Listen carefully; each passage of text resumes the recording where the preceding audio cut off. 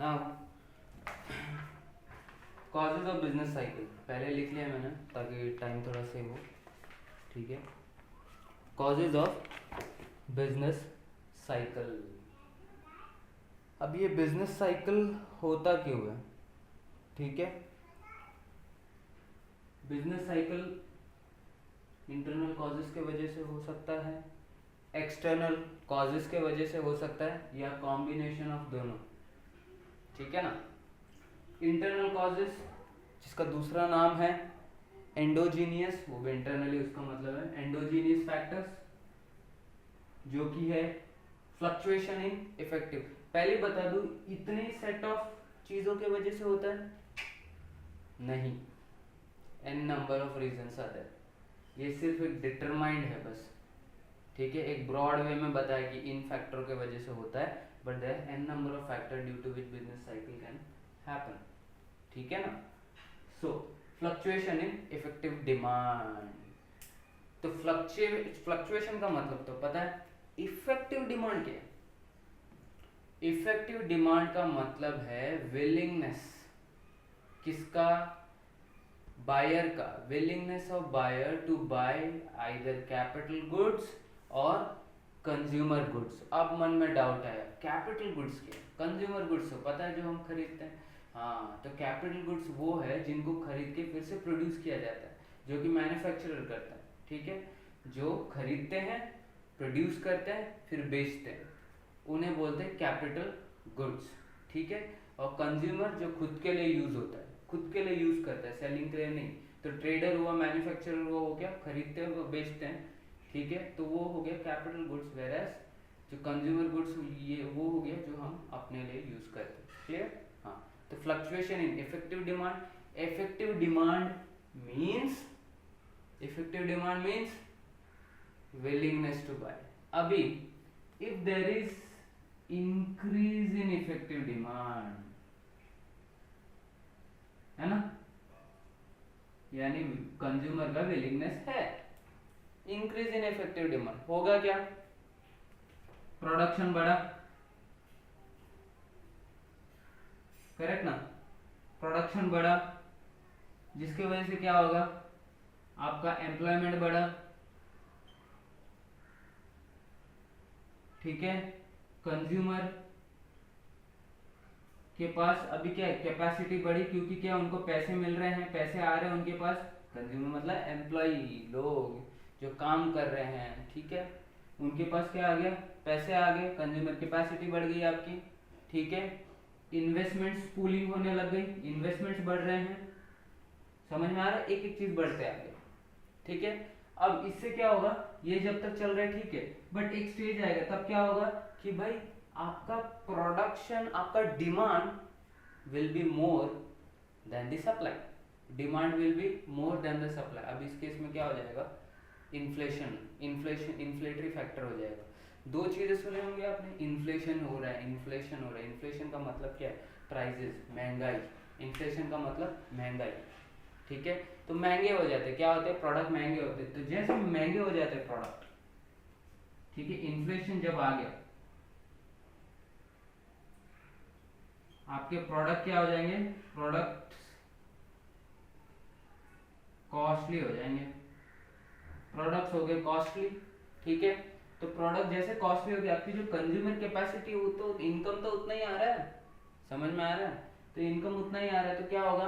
आप अभी फूक फूक के खरीदोगे, यानी जो जरूरत है वही खरीदोगे, अननेसेसरी स्पेंडिंग नहीं करोगे। तो जैसे जो जरूरत उतना ही खरीदोगे, या जैसे जो चीज़ आप पहले एक दिन में एक बार खरीदते थे, अभी 2 दिन में एक बार खरीदोगे, जैसे कोरोना वायरस के टाइम पे बहुत लोगों ने किया होगा। ठीक है, हाँ वो भी किया है, जहाँ पे खरीद खरीद के हमने बहुत सारी चीज़ें बनाई हैं। हमने ही बनाए, आपने ही बनाए, बट वो अलग चीज़ होगी, घर पे सब हैं, सब है, बट अननेसेसरी स्पेंडिंग तो नहीं थी। ठीक है, सो या अब क्या हुआ?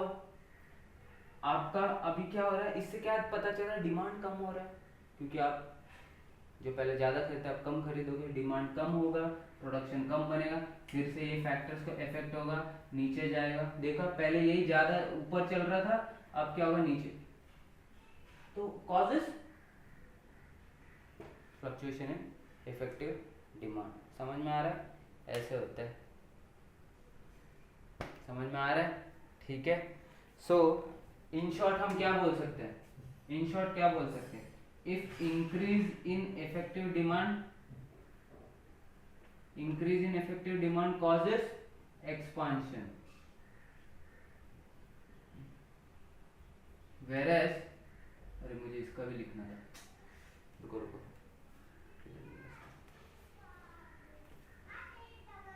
so therefore increase in effective demand is expansion, causes expansion, whereas decrease in effective demand,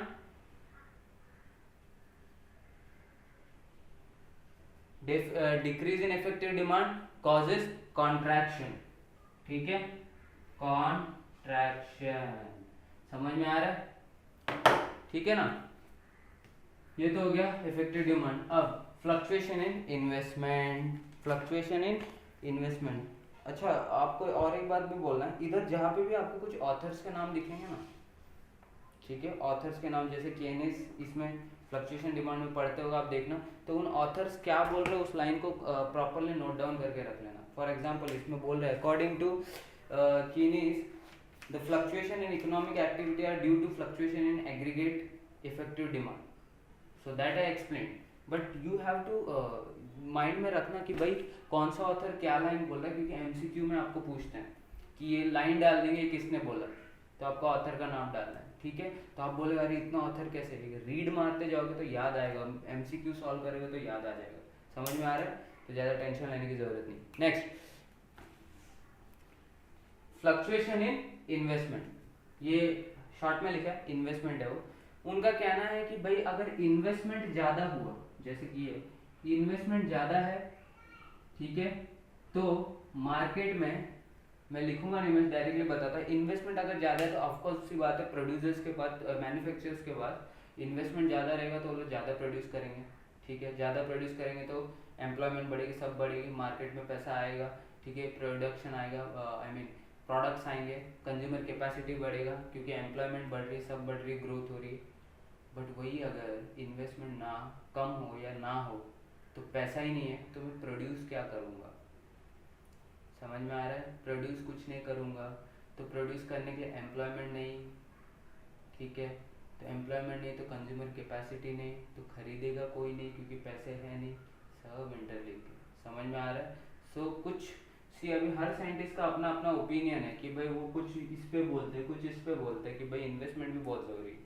अभी देखा जाए तो सब इनपुट्स ही है, एम्प्लॉयमेंट्स बोलो या इन्वेस्टमेंट बोलो, रॉ मटेरियल बोलो, ये सब इनपुट्स ही हैं, ठीक है, inputs for the production, inputs for the economy, ठीक है, सॉरी प्रोडक्शन के लिए, मैन्युफैक्चरिंग के लिए, ठीक है। तो किसी में से किस में भी असर गिरेगा तो वो तो होने ही वाला है, असर गिरेगा ओवरऑल इकोनॉमी में। सो कुछ साइंटिस्ट अपने इकोनॉमिस्ट बोलते हैं कि भाई इन्वेस्टमेंट भी बहुत ज़रूरी तो है, क्योंकि उससे भी आपके बिजनेस साइकिल में फ्लक्चुएशन हो सकता है। अभी वेरिएशन इन गवर्नमेंट स्पेंडिंग, देखो गवर्नमेंट स्पेंडिंग मतलब क्या, गवर्नमेंट हॉस्पिटैलिटी पे स्पेंड करती है, गवर्नमेंट इंफ्रास्ट्रक्चर पे स्पेंड करती है, ठीक है, गवर्नमेंट अपनी फैसिलिटीज़ पे, जैसे कि आपने इलेक्ट्रिसिटी हुआ, वाटर हुआ वगैरह सब पे स्पेंड करती है, ठीक है, गवर्नमेंट स्पेंड करती है एजुकेशनल हब्स पर to provide a facility. For example अभी ले लो कि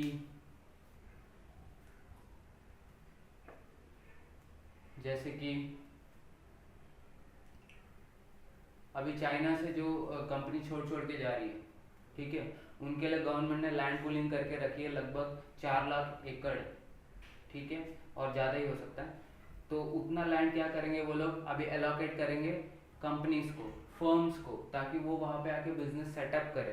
तो एलोकेट करना मतलब ये दिखा दिया, ये लो ज़मीन इधर लगा लो, अपना तंबू गाड़ लो, हट बना लो, ऐसा नहीं होता। उनको प्रॉपर इंफ्रास्ट्रक्चर देनी चाहिए, पावर, इलेक्ट्रिसिटी, वाटर, ट्रांसपोर्टेशन, वो सारी चीज़ों को डेवलप करना पड़ता है। तो डिपेंड करता है, अगर वो अच्छी तरीके से हम स्पेंड कर रहे हैं, अच्छी तरीके से गवर्नमेंट स्पेंड कर रही है वो सब चीज़ों पे, तो ऑब्वियस बात है कि मैन्युफैक्चरर प्रोड्यूसर उस जगह पे जाएंगे, ठीक है, वो ऑपरेट करेंगे।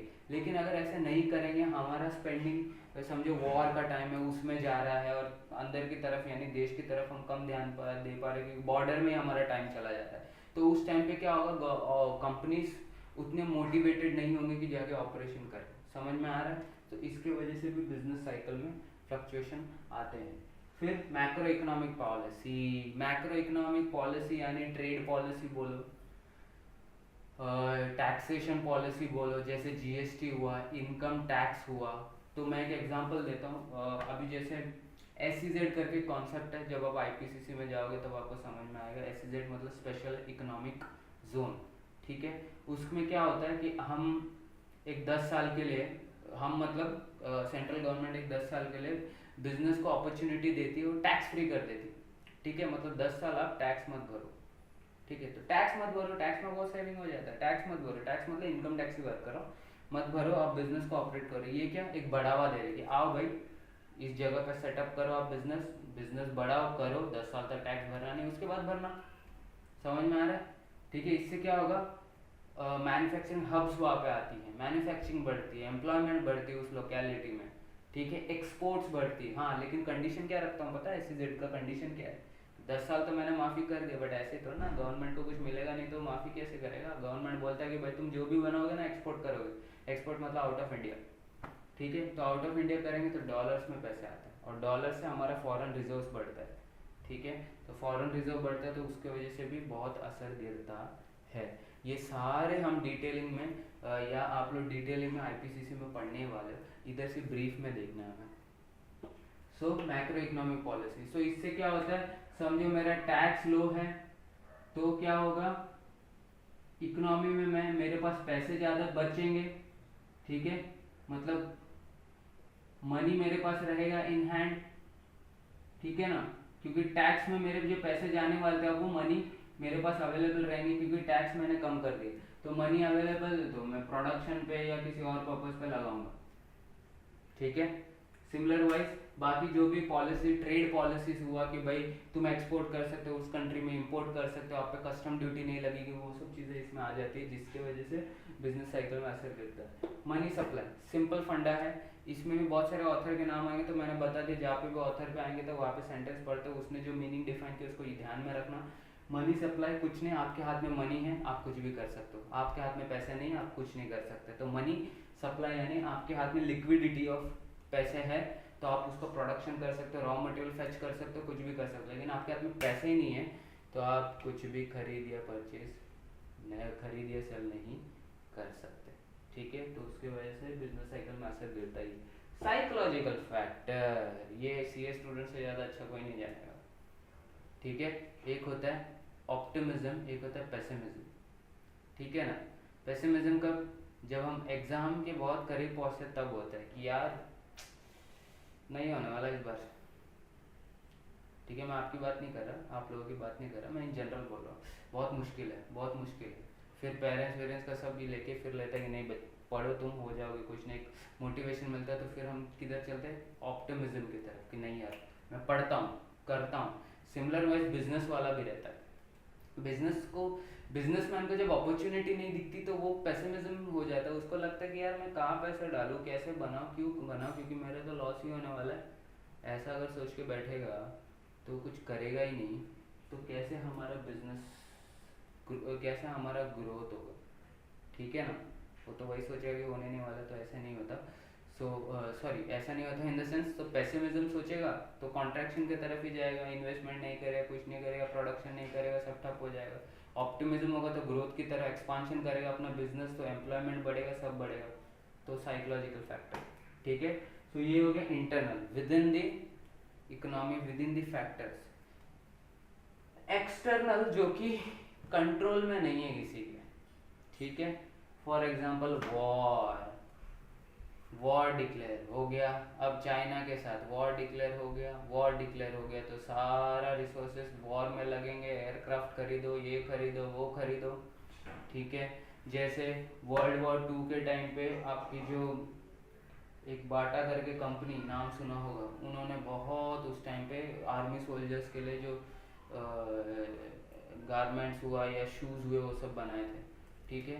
और जैसे कि आपकी रॉयल एनफील्ड, वो भी उस मतलब युद्ध के दौरान पे बहुत आर्मी लोगों के लिए बनाई थी। तो जब मेरा युद्ध चल रहा है तो वॉर चल रहा है तो वॉर के लिए क्या क्या जरूरत चीज़ है उनका डिमांड बढ़ जाता है। समझ में आ रहा है? तो डिमांड बढ़ जाता है लेकिन गवर्नमेंट का पैसा भी उस तरफ ज़्यादा जाता है, दूसरी तरफ जो इकोनॉमी में नहीं जाता है। तो वर्ल्ड वॉर 2 के टाइम पे लोग तो जो मरे तो मरे, बट भूखमरी से बहुत लोग मर गए। क्यों? क्योंकि इकोनॉमी सबकी कोलैप्स हो चुकी थी। समझ में आ रहा है? सो वॉर, पोस्ट वॉर ये है जहाँ पे अब मैं वॉर का यानी बॉर्डर वॉर वो सब छोड़कर अपने देश की तरफ, कंट्री में क्या होना चाहिए उसकी तरफ ध्यान देता हूँ। समझ में आ रहा है?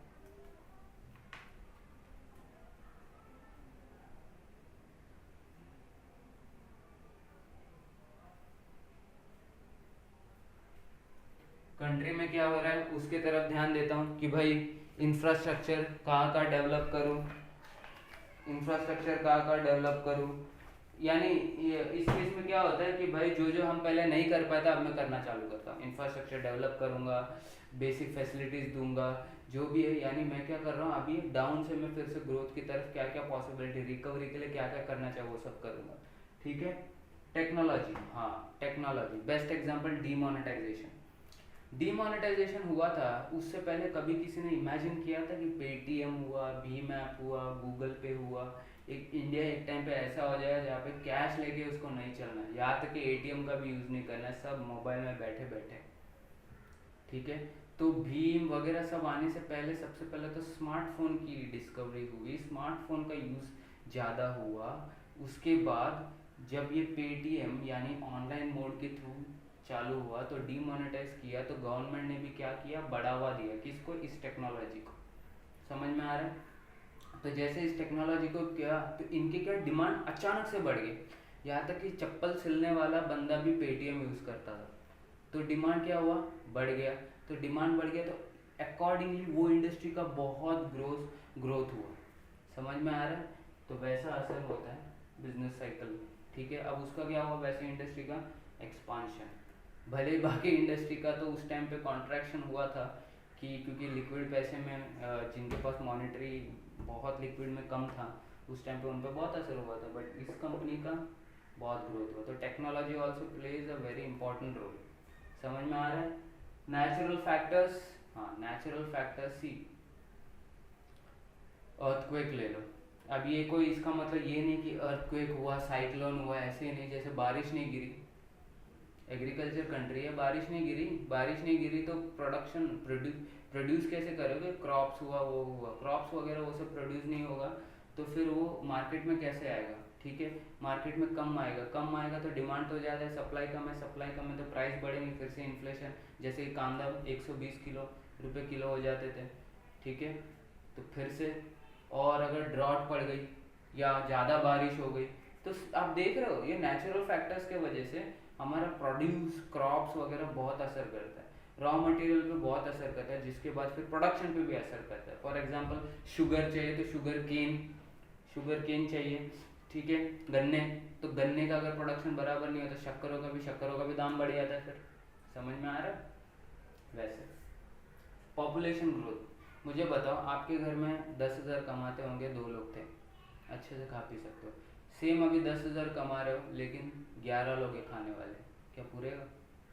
बस वही है, जितने रिसोर्सेज हैं, ठीक है, जितना करना, जितने रिसोर्सेज हैं, जितना मेरा इफेक्टिव ग्रोथ है, अगर growth is not equal to the population then it will cause business cycle, it will cause unnecessary unemployment, it will cause chaos। समझ में आ रहा है? सो ये है आपका causes of business cycle। ठीक है? I hope you understood it. अभी इसके बाद वाला जो टॉपिक है वो आपका relevance of business cycle in business decision making. ठीक है? सी ये कुछ नहीं है, आप लोग एक बार गो थ्रू कर लेना। ठीक है? ये जो अब तक हमने पढ़ा है वही है और कुछ भी नहीं है। ठीक है?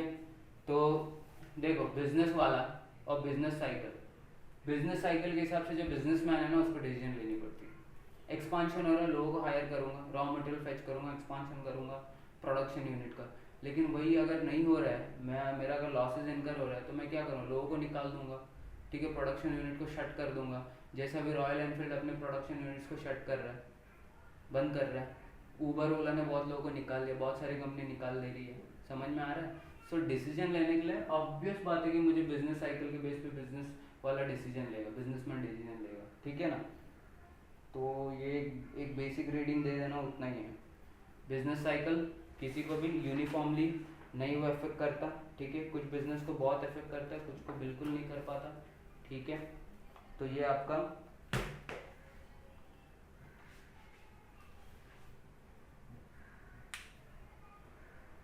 तो ये आपका रेलेवेंस बहुत रेलेवेंट है। अभी यहाँ पे 3 चीज़ें हैं जो मैंने आप लोग को अभी तक नहीं बताई, जो एग्जाम्पल देना चाहता, ग्रेट डिप्रेशन का होने दो जो आपके बुक में है, वो मैंने जानबूझ के नहीं दिया। आप पहले ये गो थ्रू करोगे, ये चैप्टर पूरा पढ़ लोगे। मैं एक वीडियो लेक्चर या वीडियो कॉन्फ्रेंस लेने वाला हूँ, उस वीडियो कॉन्फ्रेंस के टाइम पे ही मैं वो बताऊँगा, ठीक है। पहले आप ये पढ़ोगे and then I going to take that video conference and we will solve that MCQs also at that point of time. तभी मैं आपको 3 एग्जांपल का जो एक्सप्लेनेशन है वो दूंगा। ओके, चलो।